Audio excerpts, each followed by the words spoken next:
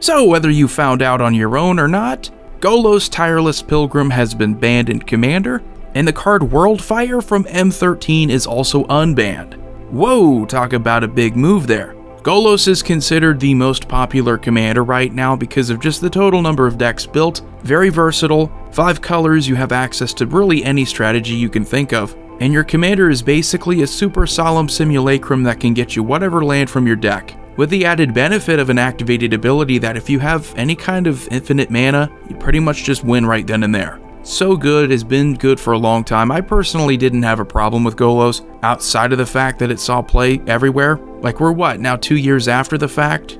And Golos is still, like, the most popular commander? Yeah, I think it was time to do something about that. It just gets really boring. I can totally understand this ban. Now, WORLDFIRE is kind of a head-scratcher because for the longest time it sort of felt like there is really no point. Like, there's no strategy that this would introduce.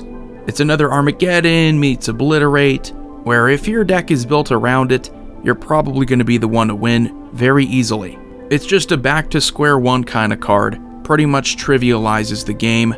I don't like it personally because it's just annoying, and I think that's the reason why it's unbanned, because most people are going to look at this and go like, why would I play this? You know, you could float a ton of mana, and this is the argument that the rules committee has made, that the original reason why WORLDFIRE was banned is because you could just float a ton of mana, do this, and then play your commander, set up your board again, while everyone else's stuff is exiled, and each opponent's life total is also 1. So that's pretty ridiculous. You're going to have to float a ton of mana because this is a whopping 9 mana spell in red. That shouldn't be too much of a problem though. This is pretty ridiculous. They might reverse this decision if it becomes a problem, just because in the way that you win, you pretty much guarantee that no one else is coming back. At least with cards like Cyclonic Rift, you could eventually build up your board presence again because you get to keep your lands, get to keep your hand. This takes away everything, sets your life total to 1. That's going to be a pain. But of course, I mean, the big news here is Golos. Most popular commander, you either love him or hate him. I'm just kind of indifferent. Everyone I played against just played some kind of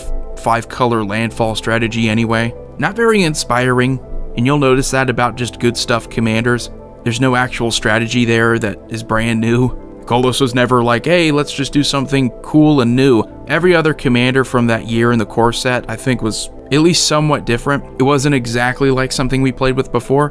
Golos is like if you took every land strategy and just made it 5 colors. And that's, of course, ignoring all the other strategies. There's a million of them.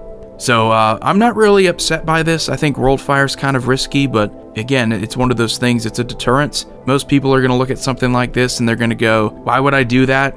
It's not really fun. It's like you find the least fun way to play Magic the Gathering. It's a problem that ends up solving itself is what I'm trying to say. No one wants to play with the WORLDFIRE player in the same way that nobody wanted to play with the Armageddon player, or the Obliterate player, or the Yokolops player. You're all incredibly annoying, and you're all going to stay in your own little purgatory because of this, but let me know what you think in the comment section below. Do you think it's a big deal or not? Void here signing off. I will see you all next time.